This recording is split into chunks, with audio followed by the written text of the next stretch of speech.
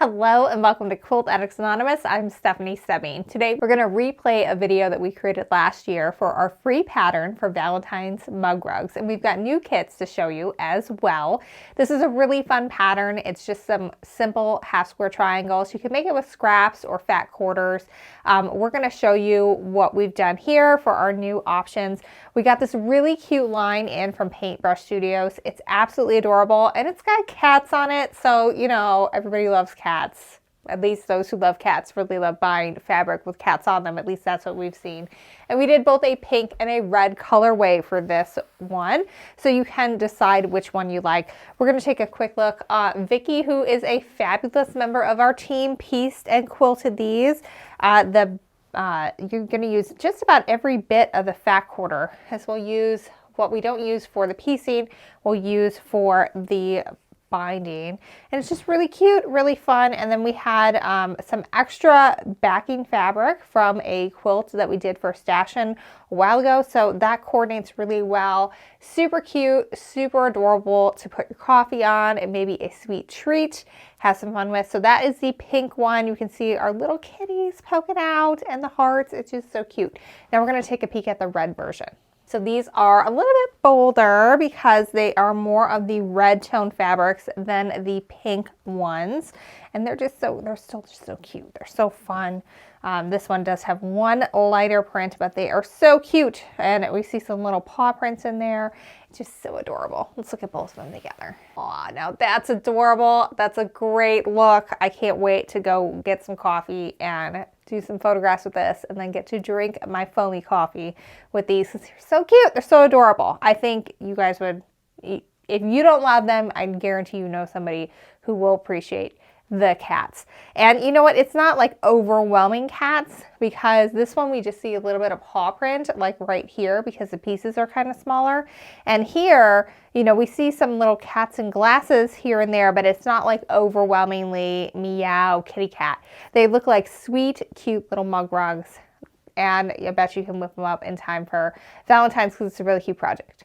All right, so we're gonna I'll just grab, we have fat quarter bundles as well. I'll just lay this out super quick so you can see the fabrics a little bigger, and then we're gonna get to the replay. All right, we've got some Valentine, some love poem, be mine, sweet little kitty cat there, more kitty cat. So these are all in our pink ones, a nice pink heart there.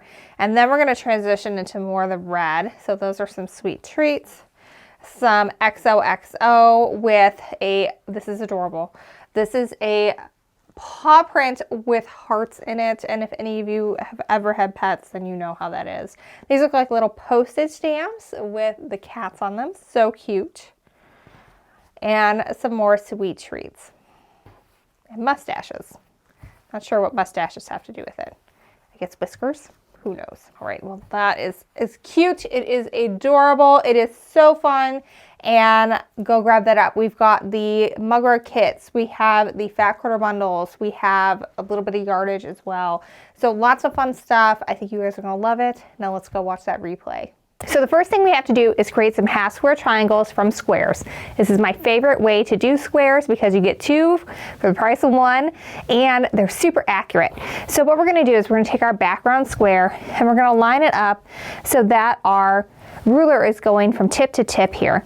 And then with my pen angling in towards that ruler, I mark from that center out. And I'm making sure to get right into those points. And I'm drawing this darker than you need to do it at home. You could just go over it once. But I'm making sure I'm going right into those points, because when we could teach in person pre-COVID, what I would notice is if they didn't mark right to the corner, a lot of times they wouldn't sew right to the corner, and then you end up with half square triangles that are a bit off. So it's best if you can take a little bit extra step here. Great task to do while you are doing some Netflix or whatever streaming service, since there's so many out there right now. All right, so now I'm going to place that right sides together with my print fabric, and I'm going to stitch down both sides of this drawn line. So typically when we're sewing, we're going to keep our presser foot even with the edge of the fabric. In this one, what we're going to do is we're going to keep it even with that center line that we drew, and we're going to go all the way down one side and then all the way down the other side. And if you're doing these, I recommend that you chain piece. It's going to make everything go a whole lot faster. So whenever I'm sewing any any kind of triangle from square, I always use a scant 1/4 inch seam. So what that is it's a regular 1/4 inch seam that's just a little bit tinier. You achieve that by moving your needle width, one needle width to the right. So I'm moving mine from 5.5 to 6.0, and that'll get me just a little bit tinier seam, give me a little bit extra wiggle room for when we're trimming these up. All right, so I'm going to line it up, just place that tip of the triangle or the square right underneath, and then I've got that line lined up with the right edge of my presser foot. Then I'm just going to go ahead and start sewing.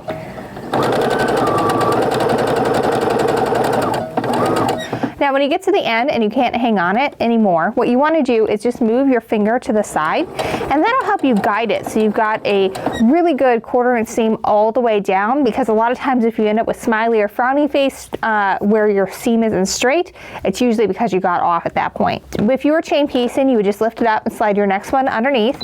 But when you get down to the end of the row, you're just going to pull it out. No need to clip those threads or anything. Just go ahead and start sewing down the other side. All right, so now we're just going to cut right down that line that we drew, and it doesn't matter if you're exactly on the line because we already have our accuracy from sewing a scant 1/4 inch seam on either side, but you don't want to be too close to that seam, otherwise your triangle could pop open with use, and since it's a mug rug, it might get washed a little more often because it might get a little dirty as you use it. All right, so now we have to press these open, and that will make for really flat seams. So about 99% of the time I quilt, I always press my seams open. I do that because it makes for really, really flat joins, especially when you have a lot of triangles.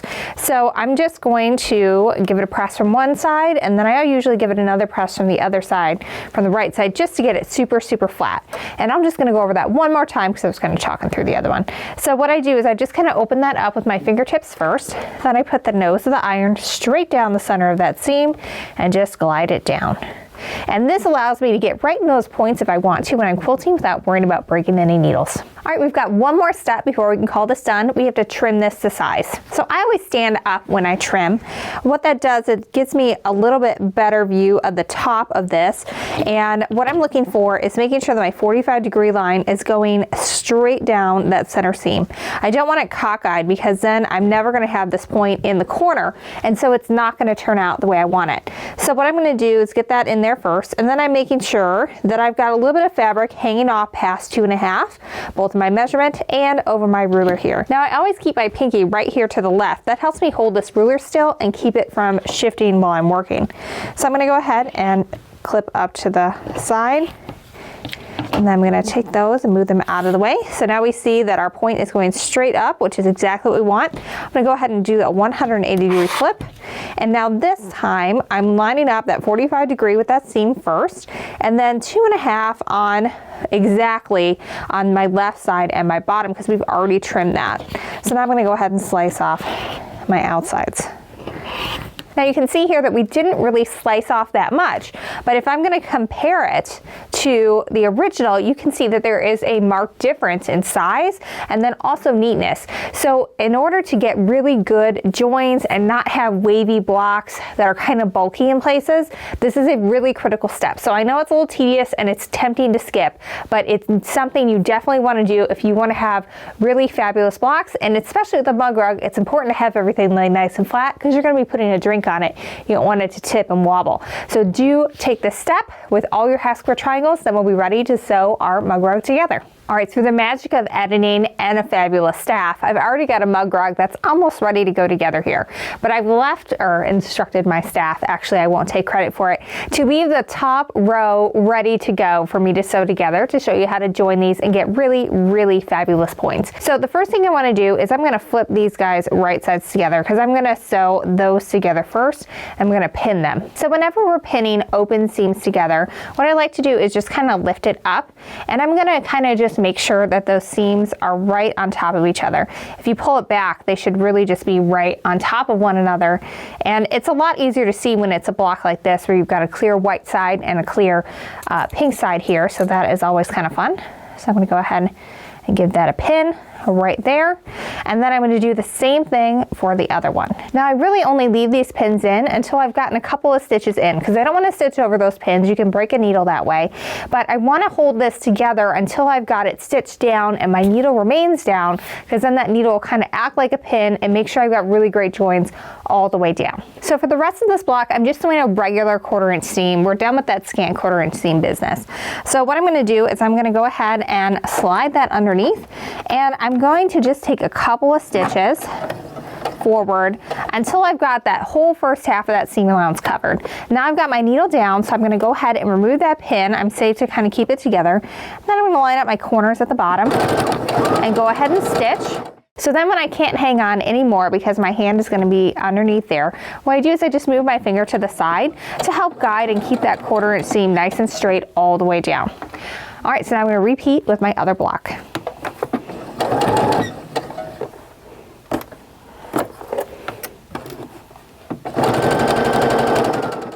Now what I like to do at this point is lay everything back out to make sure I've got it where I want it to be. I'm going to put that there and this one here, and that's looking pretty good. I realize I've got my 2 hexes next together, my 2 minerals, but that's okay, it's fine. These are meant to be scrappy. You can mix every single one up and it's good to go. All right, so now I'm going to do the same process. I'm going to wait to press till I've got my whole row together to save a little time, make it a little more efficient.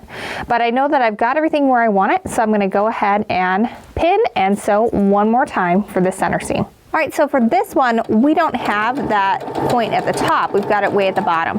So I can just line those corners up, sew all the way down until I'm almost to that pin. Then I can pull that out and use that finger trick to sew the rest of the way down. All right, so now I'm going to go ahead and press these seams open as well. You need to be a little bit more careful at this point. Just make sure that you're kind of lifting that iron up and pressing it down, because you got a lot of seams going on here, and we spent so much time making them really nice and pressing them open that we really don't want to accidentally press something going the wrong way.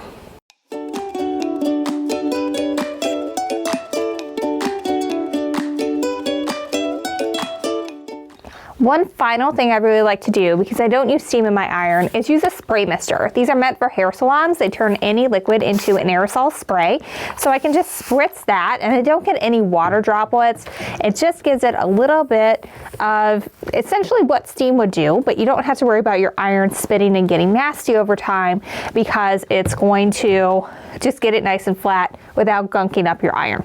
So that looks really good. I got some really great seams. My points are just fabulous, exactly where they're supposed to be, because we took the time, we pressed it open, we trimmed it down.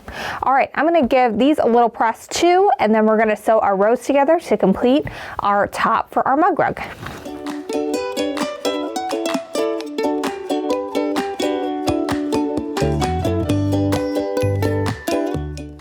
All right, so now it's time to sew these together. I'm gonna go ahead and just get these guys right sides together. And this is a little bit longer seam, so you definitely can pin a little bit. What you'll wanna do is pin at the corners, because it's not so huge at this point. Then I'll also pin in the middle. And I'm already going to flip this over, because when I sew, there is a little valley that's created where these little seams come together, and I want to sew just to the right of where this teeny tiny little triangle is, and that'll make sure I don't lose any of my triangle points when I'm sewing them together. So I'm going to put that to the side. That's my top row. It's ready to go.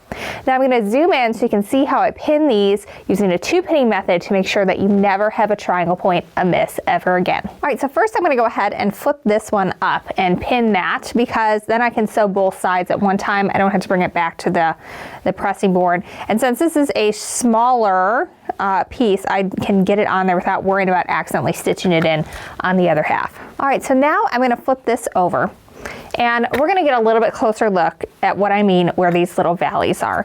So you can see here that there is a little triangle that's made in that seam allowance. That's where we want to pin. So I'm going to put my pin in right in the center of that seam, right at the tip of that triangle. Then I'm going to find the same point on the triangle underneath, and they should be about 1/4 inch away from the edge of your seam if you've done it right. And so that way we should be able to stitch our 1/4 inch seam, and everything should come together really well. So now I'm going to take a second pin and pinching that first one so it's going right up and down. I'm gonna put the second pin in on the right side of that seam allowance. Because when I sew, I'm gonna sew this way, so I'll be able to stop with my needle down the first half of that seam allowance, the left side, and then I can keep on going. So I'm gonna go ahead and pull that seam because we've got it, or that pin, we've got it where it needs to be. Now this one, we do have a seam, but it's not a triangle, so that one we can just take and we can match up those seams just like we were doing for the corners, and just make sure they're right on top of each other. Get a little pin in there. Now I'm going to match up this point as well. Now the reason why I use a second pin instead of just rocking this one is if I were to rock this pin and just pin it, then I would shift my top piece forward and my bottom piece back in the process of doing that. Then my points wouldn't be lined up anymore and you wouldn't have as good of a joint. So this I found makes really, really great joints, especially when you pair it with pressing those seams open.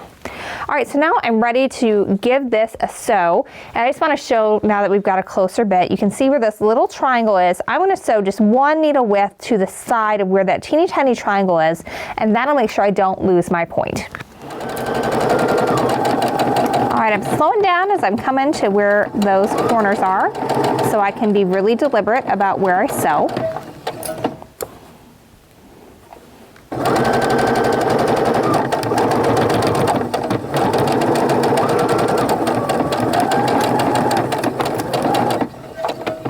All right, I've got that row done. I'm gonna go ahead and put my second row. When you're doing this at home, you can make all the mug rugs at once, or as many as you want. You know, you don't have to just stop at 4 that the pattern's written for. And that way you can just chain stitch a bunch of these and make it go really fast. Again, slowing down to make sure that I'm right where I wanna be. Get that pin out. Slow down again. That's a little busier joint, so it'll be a little harder to tell if you're a bit off.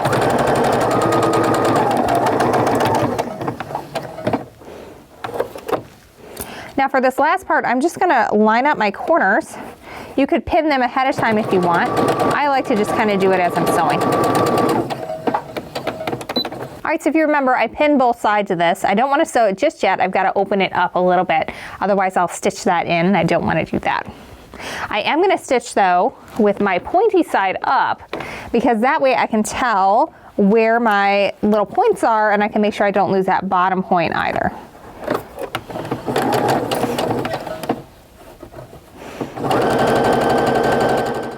All right, so now I'm going to give this a press, and just like before when we were pressing the individual rows open, you just want to take your time and do a lot of lifting and pressing with that iron.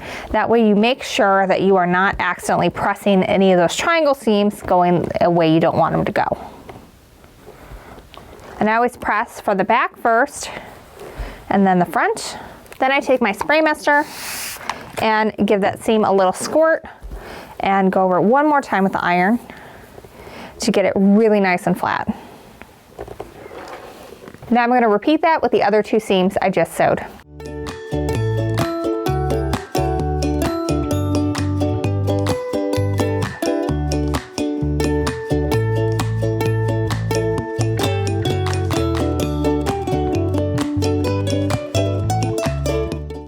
All right, now I'm going to do that all one more time to join my top to my bottom.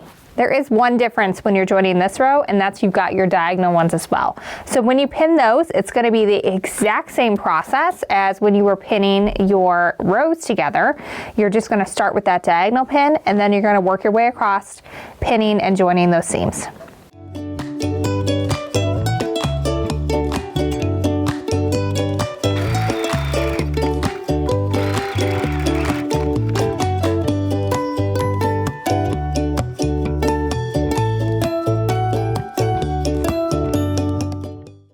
All right, so that's it. We've got our mug rug top together. It looks super cute.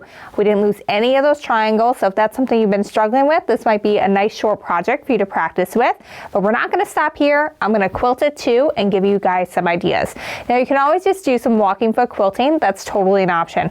But we're going to do some free motion quilting using some full line stencils. I just want to show you a really cool thing about these stencils before I get going in the actual tutorial. So this stencil has been hanging around for about a year since we did a tutorial last year on the stencil, and it's a little wrinkly. So it is made from the same material that you would screen print from.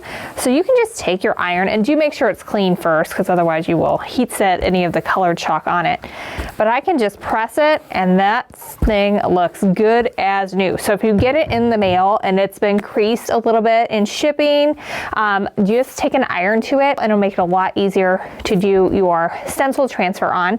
You do want to let it cool though before you use it, because you don't want the heat to get on your chalk powder, because especially in the case of the colored stuff, it will heat set to your quilt and be there forever. So we don't want that to happen. So rather than cut my batting into the squares for the background, what I'm going to do so I can do this as easily and quickly as possible is I layered my entire strip across, and then I put my batting, scrap batting, right on top of that. Now I'm going to arrange my pieces just going up the strip. So I'm just laying that right in the middle, and I'm just going to work my way up, and you don't have to leave a ton of space in between, because you're just going to be going right on to the next one, so you don't need to waste a ton of quilting in between. Now I do have some safety pins that I'm going to use to get this in place, but first I'm going to mark it, and that way they're not in the way when I'm doing that process. So now this stencil is not quite the width, but it's close enough. So what I'm trying to do is I'm just trying to kind of center it straight down my stencil, and that way it can just go straight up that center and it will look like I've quilted it fully. All right, I'm going to take my pounce pad, I'm going to bang it pretty good. This one's already been used quite a bit, so I don't need to fill it up. But if you were, you would just take this topper off, fill it with the chalk powder, and then you're going to bang it 50 times with the plastic part off against a hard surface. And I do mean bang it, like you're getting some aggression out. And then if you're filling it up for the first time, you're going to repeat that. If you're just refilling, you just have to do it the one time. But it should be pretty saturated. You can see how much pink is in this. And so now what you're going to do, and I'm actually going to go this way. Normally I have it facing away from me, but it will fall off the table if I do that. So I'm just going to grip it up at the top and swipe down. And since I just primed that, there is a lot of chalk. It normally doesn't look this intense. But I usually go over it maybe twice, and just holding that in place at the top will help it go through. Now before I pull this off, I like to pull up some corners and make sure that it transferred through, which it did here really well. And it did down here as well. So we're good to go. Now these registration marks are important because we're going to match those up. So you can see that little target there, and that's going to match up with this target on the other side. So you can see it started over here, and that's going to start right where we left off over there. So I can lift this up, and now I can take that target and kind of peel it back and just make sure that I'm right on top there.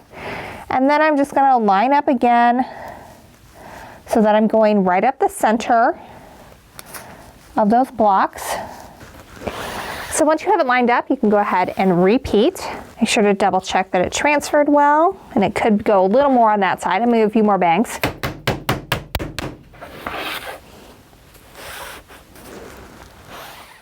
Now I'm going to arrange it one more time, and that'll take me through the rest of the pass. Now I'm going to put just a couple pins in, and I'm going to make sure to do it like right in the middle of these big hearts. That way it's not going to be in the way, and I won't have to stop and pull them out constantly.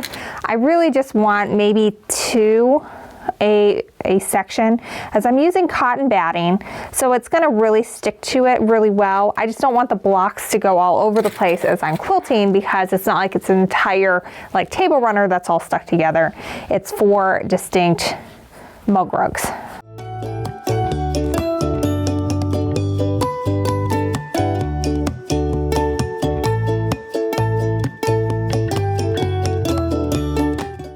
Now, if you would like a specific video tutorial on quilting this specific stencil, we've got that, and we'll link it in the eye above and in the video description down below. But for this one, I'm just going to show you how you can really easily quilt all over the stencil and just go straight down in one swoop to save yourself a ton of time. So now the first thing I did was lower my feed dogs, and then I pulled my bobbin thread up to the top. And then I'm just going to stitch in place for a little bit. And then I'm just going to start following along that design. Oh, and I almost forgot my secret weapon, and that's to move my machine to the medium speed so I can press down a little further but still be nice and consistent.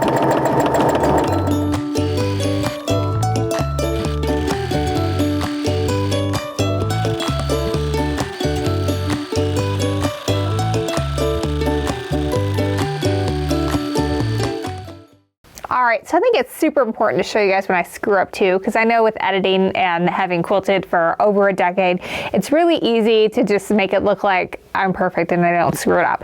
But I totally should have started with the work facing me, and instead, like, I couldn't see and I got totally off. So what I did was I just, you know, made my own way to sort of fill in this first section. And now what I'm going to do is I'm going to flip it back around towards me. I'm going to pick up where I was supposed to leave off and kind of connect it somehow, and then I'm going to quilt the rest of this. All right, so I've determined that right here where this heart starts is where I should have been coming out. So what I'm going to do is I'm going to connect and just start my needle, put it down right there. So it looks like I'm just going to be coming out of that. There we go. So I've got my bobbin thread at the top. I'm going to go ahead and just start right here. I'm going to stitch in place a couple of times. That will lock those threads in place, and I'll just be able to clip them when I'm ready to go. Now I'm going to continue following the pattern, and now that I can see where I'm going because it's not behind me, it'll be much easier. Oh yeah, it's a lot easier when you can see where you're going.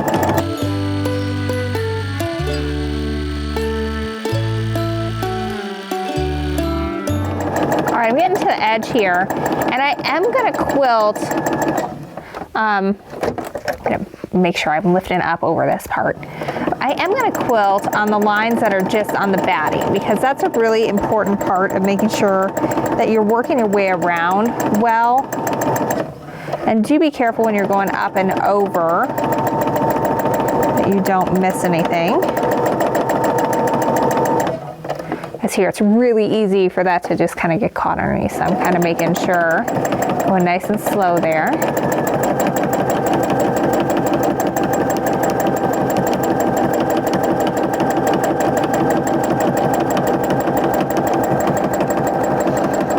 Now I'm coming off again, and I am maintaining that quilting stitch just so that I can keep my rhythm and it'll look nice. And in this case, it goes over into this back area. So I want to make sure I keep that nice and fluid.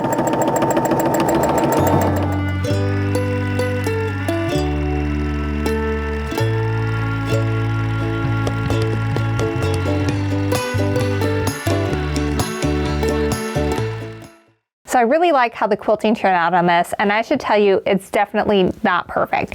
There are places where at the beginning where I showed you where I started with it going in the wrong direction, I couldn't see where I was going, and I had to pick up and start again. You can tell that this heart is not perfect, but it still looks like a heart and it's cute, and you can just put your little mug right over that spot and no one will see. And there's parts over here where some of it had rubbed off on my shirt as I was quilting, and I was thinking I really probably should have used blue because that would have shown up a little better against all the pink.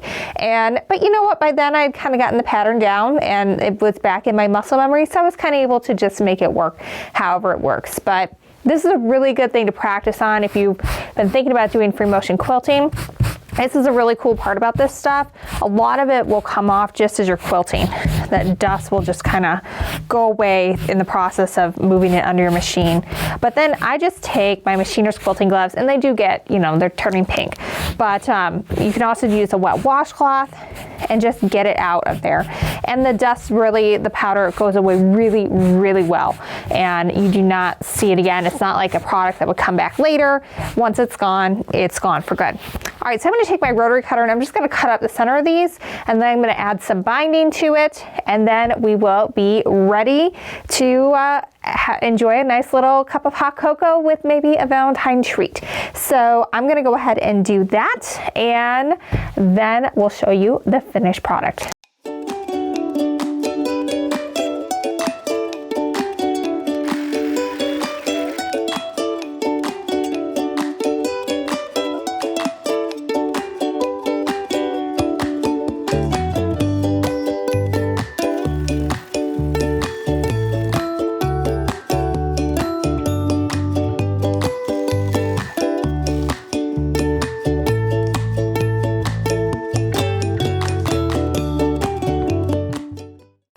right, so we have done it. We have completed our set of mug rugs, and the pattern, the way it's written, will allow for you to have scrappy binding. So you're going to use 4 different fabrics for your prints, and they are going to be in your heart, and then you'll have 1 different one in each of your bindings. So you can really make these just a little bit different. I really love how these turned out with the heart quilting on it. I think it's really cute, but I also really like how these turned out. One of my staffers did this one. They did just some nice walking foot quilting on the outside of the heart and the inside, and then when they did the binding, instead of doing stitch in the ditch, they used one of the decorative stitches to do just a little detail around there. It really turned out really cute. These would be fabulous to have a little coffee or a hot chocolate, and then a Valentine treat, whether it's some chocolate that you like or a cookie or a cupcake. I think it would be really cute, really sweet addition to your coffee table. The pattern is free. We've got kits with these fabric combinations while supplies last, and you should definitely go check that out over at shop.quiltaddictsanonymous.com. Now, if you like this video, make sure you give it a thumbs up and like and subscribe. That way you don't miss any of the new ones. We know you guys love these mug rugs, so we're going to try and do a few more of those designs as the seasons change. And then also make sure you sign up for our emails over at shop.quiltaddictsanonymous.com. That way you'll be the first to know when new videos come out, and you also will know when we get new fabrics in, because we get really pretty stuff like this all the time. And this is actually just kind of what was left over from some projects that we did earlier in the year. So you can grab these goodies before everybody else. Thanks so much for following along. Make sure you head over and get that free pattern. It is called the Valentine Heart Mug Rug, and that's over at shop.quiltaddictsanonymous.com. Thanks so much, and until next time, happy quilting.